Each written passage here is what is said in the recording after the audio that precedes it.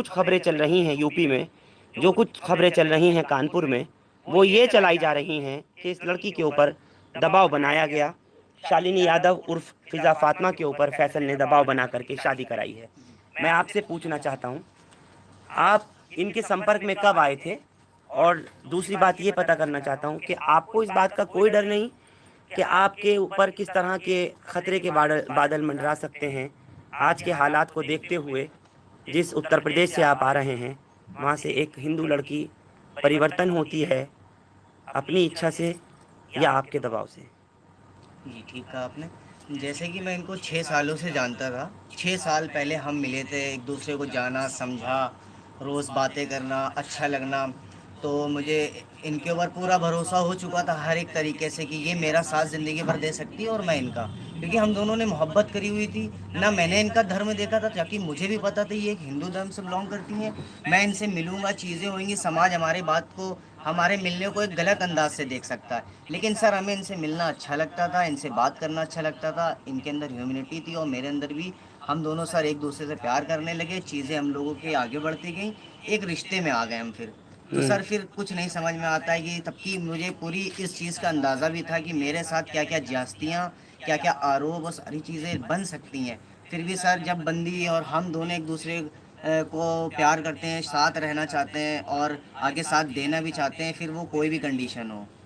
तो सर इसीलिए फिर मैंने कभी नहीं साथ छोड़ा और ना ही मैंने आपको सोचा। पता है ऐसे ही लव जिहाद को लेकर के न जी जाने सर, कितने ही ऑनर किलिंग के मामलात सामने आ चुके हैं। अभी तक ऐसे न जाने कितने ही केसेस सामने आ गए कि कहीं लड़के वालों ने एक्सेप्ट नहीं करा लड़की को बदलने के बाद भी, कहीं लड़के को एक्सेप्ट नहीं करा बदलने के बाद लड़के वालों ने।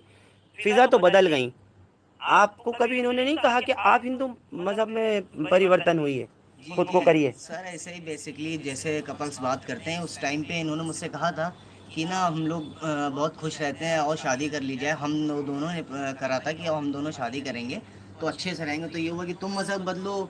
मैंने कहा अच्छा, मैंने कहा मैं इस्लाम मज़हब को नहीं बदलूँगा, क्योंकि जो है मैंने इनको बताना चाहा कि अच्छा है हमारा मज़हब, या किसी की बुराई नहीं करना है हमको। हम आप चीज़ें दोनों मिल के बैठ के समझ सकते हैं और आपको भी अगर इंटरेस्ट हो तो ठीक है, वरना मैं अपना इस्लाम धर्म नहीं बदलूंगा। तो आपने क्यों ये बात कही जब वो अपना धर्म छोड़ने को तैयार थी कि मैं नहीं बदलूंगा?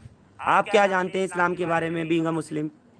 मैं सर जानता हूँ शुरुआत से, जैसे कि हमारे पूर्वजों ने और हमारे घर पे और जो भी हमें पढ़ाया जाता है, हम मदरसों में जाते हैं, हम कुरान पढ़ते हैं, हम नमाज़ें पढ़ते हैं। सिर्फ यही है कि यकीन के साथ कि बेशक ऊपर वाला अल्लाह है, हाँ। ज़िंदगी देने वाला अल्लाह है, मारने वाला अल्लाह है, और हम अगर हक के रास्ते में रहेंगे तो वो हमारा रास्ता कभी नहीं छोड़ा।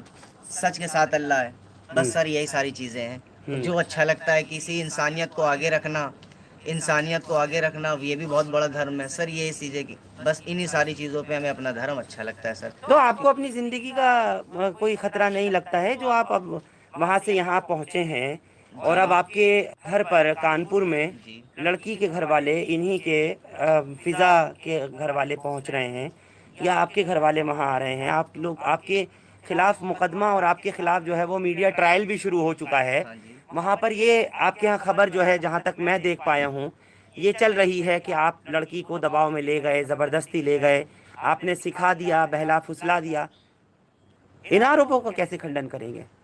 सर इसी के माध्यम से, न्यूज़ के माध्यम से हम पे आरोप लगाए जा रहे हैं। इंसान अपनी मनमर्जियाँ कर रहा है। बट ये बात मैं आपके माध्यम से सारी चीज़ों को सबको बताना चाहता हूँ कि सर ना ही मैंने इनका अपहरण करा है और ना ही मैंने अब तक, ना मैं जीवन भर तक की गारंटी दे सकता हूँ कि मैं इन पे कोई भी ज़ोर ज़बरदस्ती करूँगा। क्योंकि सर मैंने अपनी मन मर्जी से इनसे प्यार करा था और शादी की, ज़िंदगी जीने का साथ फैसला लिया है। कोई मन मर्जी और दबाव बनाने के लिए कोई किसी के लिए अब जीने मरने पे नहीं रहता सर। क्या मेरी जान को खतरा नहीं आज, या इनके जान का खतरा नहीं? कोई दबाने के लिए मैंने शादियां नहीं की थी। मैंने सिर्फ एक दूसरे का साथ देने के लिए शादी की है। और मैं क्यों दबाऊंगा सर इनको, जबकि ये खुद से मेरे पास आई हैं, हम दोनों में शुरू बात शुरू में जब मोहब्बत की। होती जी है, जी सर। ऐसा देखा और सुना गया है, जी मैंने तो खैर नहीं की किसी से, मुझे वक्त ही नहीं।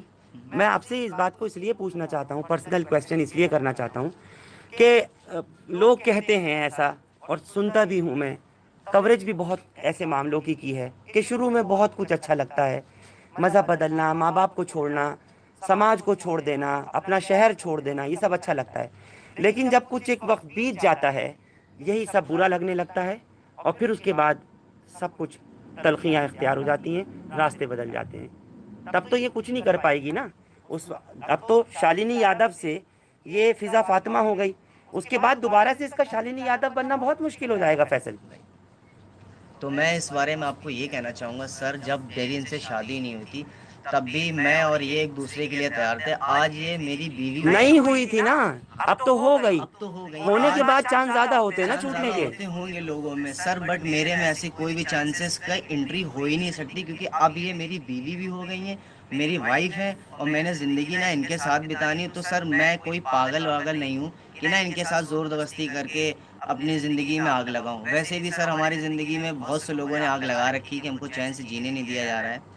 तो सर हम अच्छे दूसरे का ख्याल रख के ज़िंदगी जिएंगे, खूब अच्छे से रहेंगे तो और भी अच्छा होगा। आपके घर ने, जी आपके मुस्लिम समाज ने जी। शालिनी यादव को उर्फ फिज़ा फातिमा को अपना लिया। नहीं सर, क्योंकि जैसे कि मैंने अपने पापा से भी नहीं बताया था और